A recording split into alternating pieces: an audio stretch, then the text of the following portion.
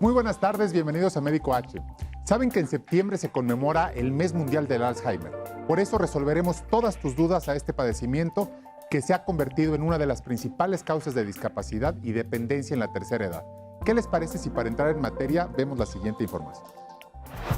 Desde 1994, cada 21 de septiembre se conmemora el Día Mundial del Alzheimer, gracias a la iniciativa de la Organización Mundial de la Salud y Alzheimer Disease International, que además estableció que el mes de septiembre estaría dedicado a la toma de conciencia sobre la importancia del diagnóstico precoz que permita una oportuna intervención a este padecimiento, que ya es considerado como la nueva epidemia del siglo XXI.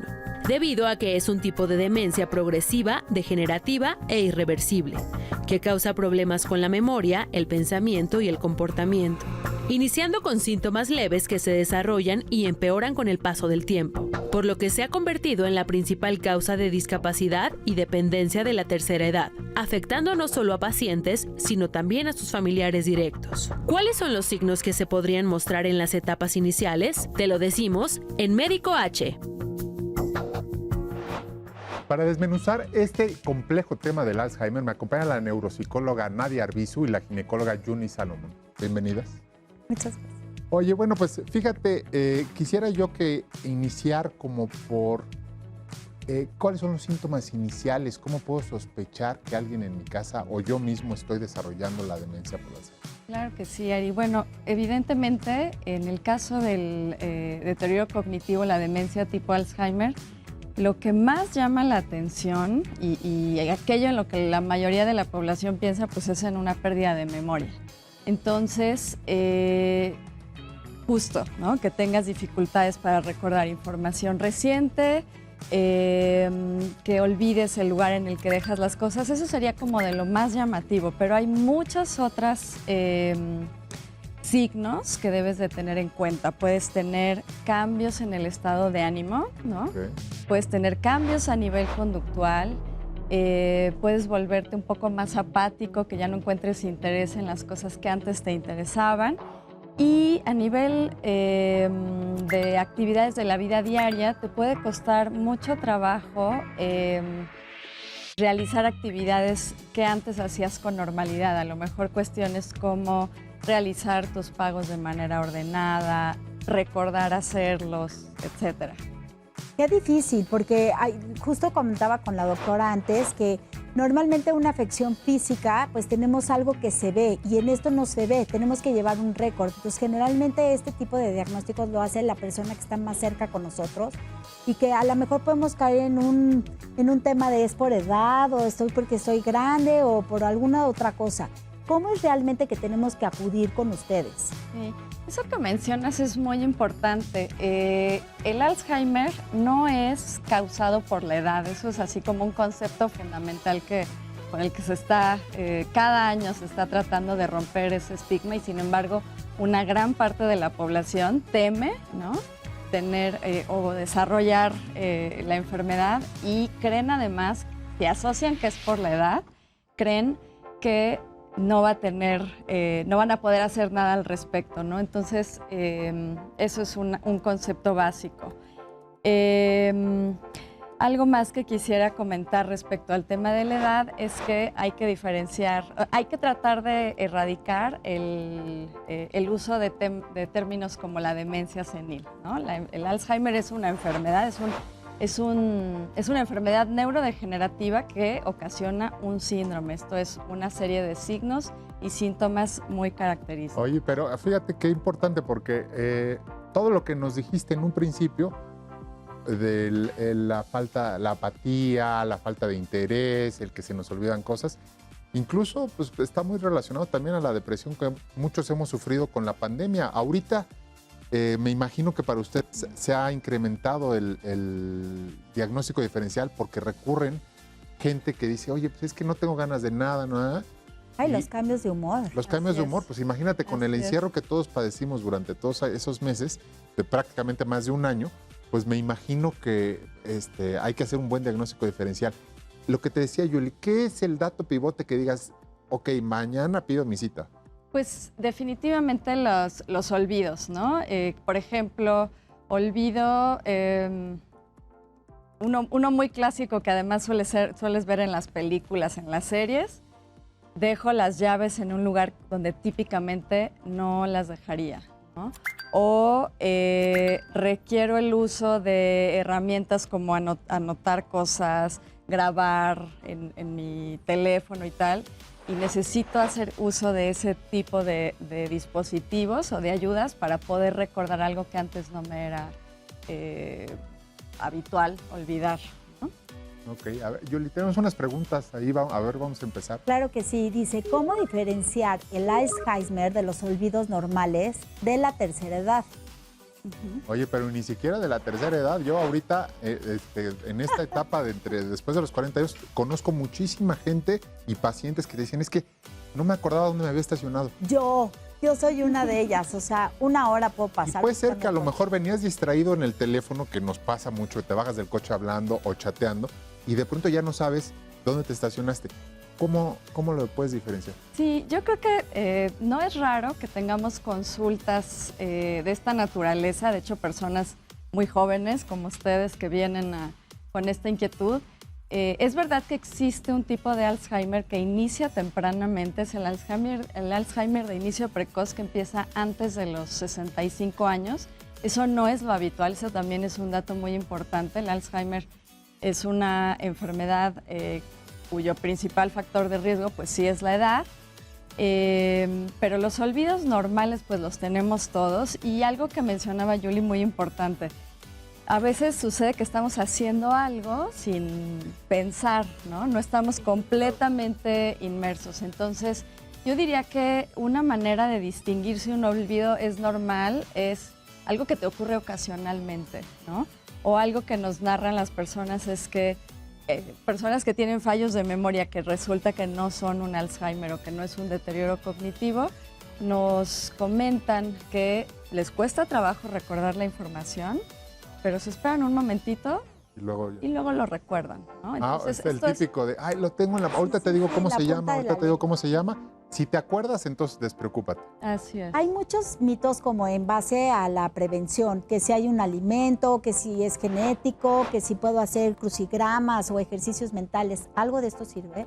Bueno, efectivamente, aunque es una enfermedad que es degenerativa, progresiva y crónica, que además no existe actualmente un tratamiento curativo o que modifique el curso de la enfermedad, sí hay factores de riesgo que son modificables y no modificables. ¿Qué te parece si ahorita nos hablas de toda la parte de los factores de riesgo modificables? Te quería hacer antes una pregunta que está escrito, que nos mandaron del público y que está muy ligada a lo que decías del Alzheimer de menores de 65 años. Quisiera saber, doctor, si el Alzheimer es hereditario. Hay un tipo de Alzheimer que es hereditario, sí hay mutaciones específicas en ciertos genes, sin embargo, el hecho de portar esas mutaciones no necesariamente significa que lo vas a desarrollar.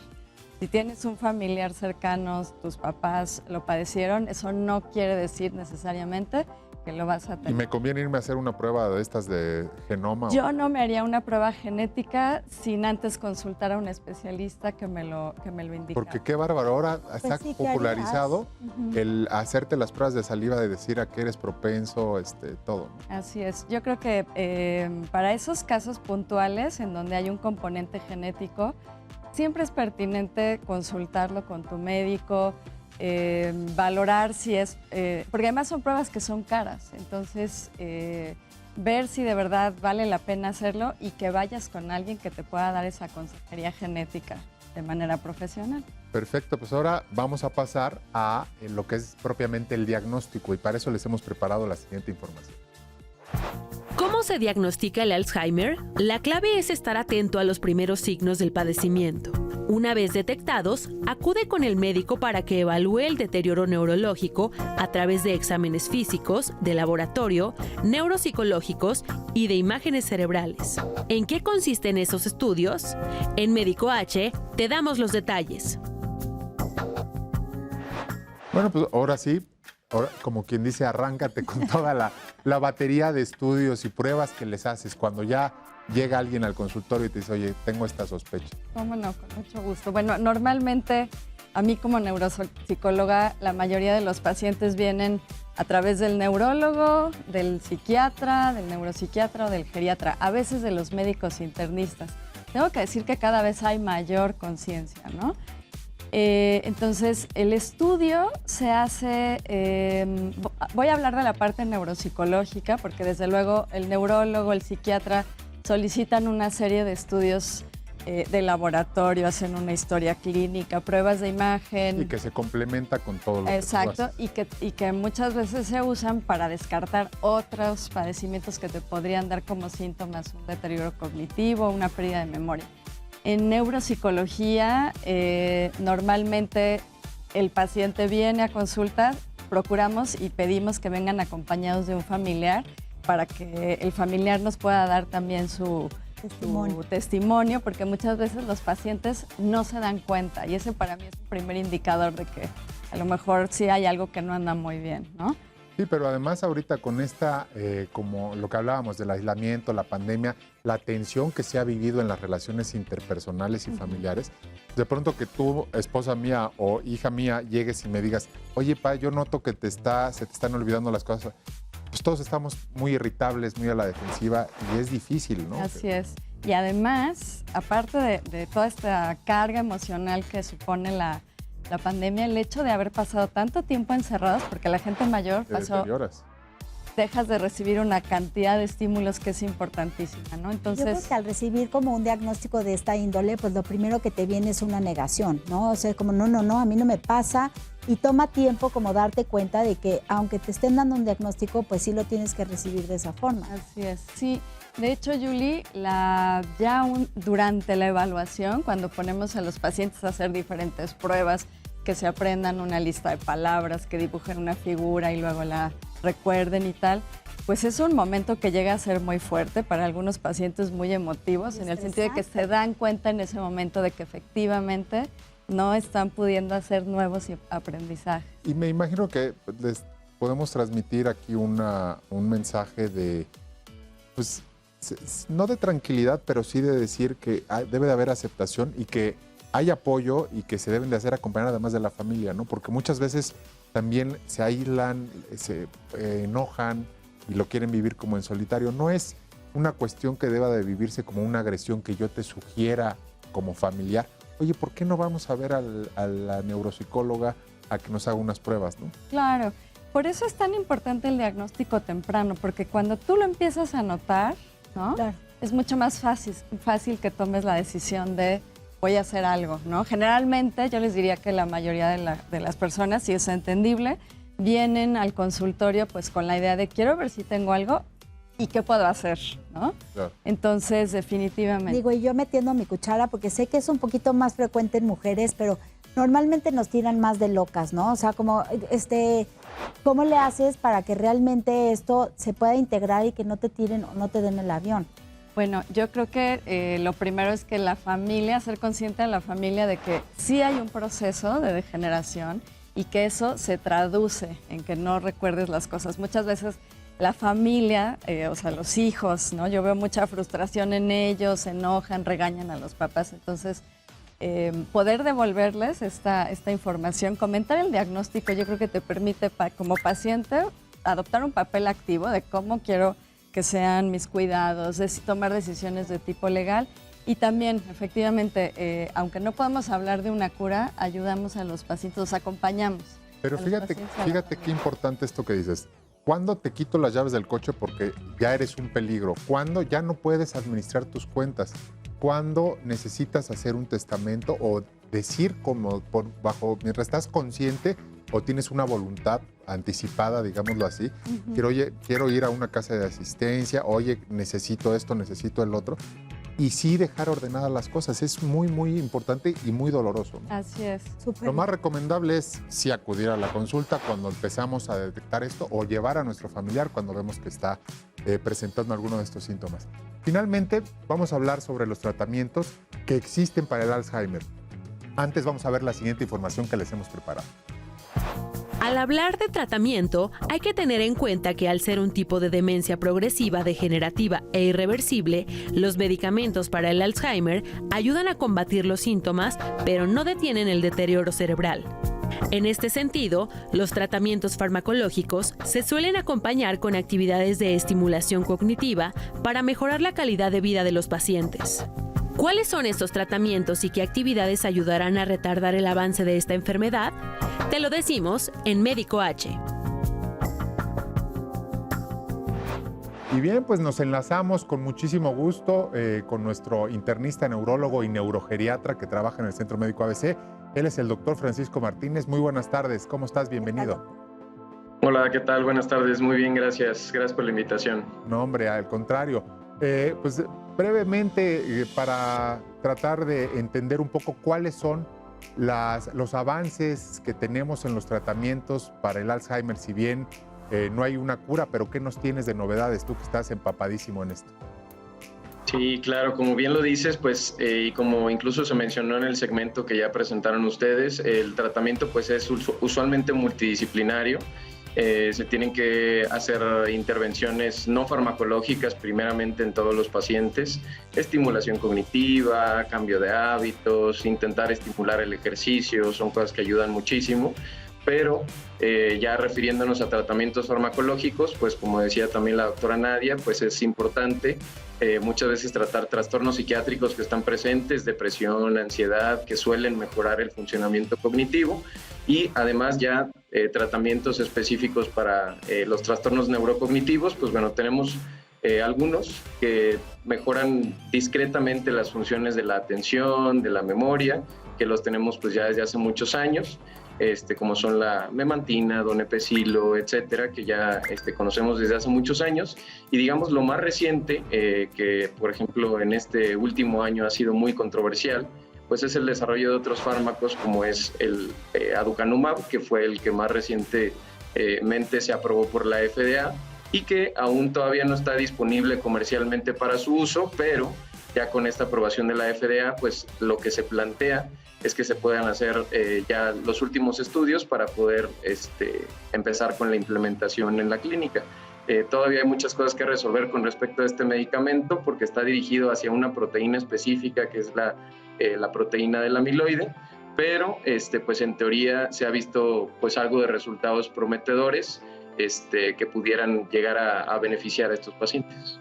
Oye, y cuéntanos una cosa, de los tratamientos con los que contamos hoy, a mucha gente le da temor el decir, ay, es que los efectos secundarios, o leí, ya sabes que ahora el doctor Google o el amigo Facebook te cuentan los efectos secundarios de estos medicamentos y prefieren no tomarlos. ¿Qué nos puedes hablar al respecto?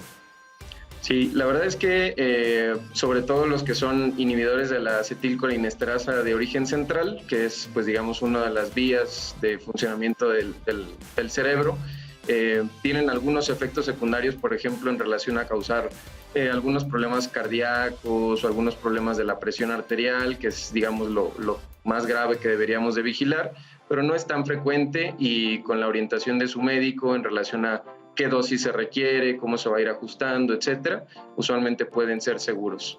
Doctor, y yo quisiera hacer también una pregunta. ¿Los tratamientos pueden detener la enfermedad o simplemente pueden llegar a reducirla o ya nunca se quita?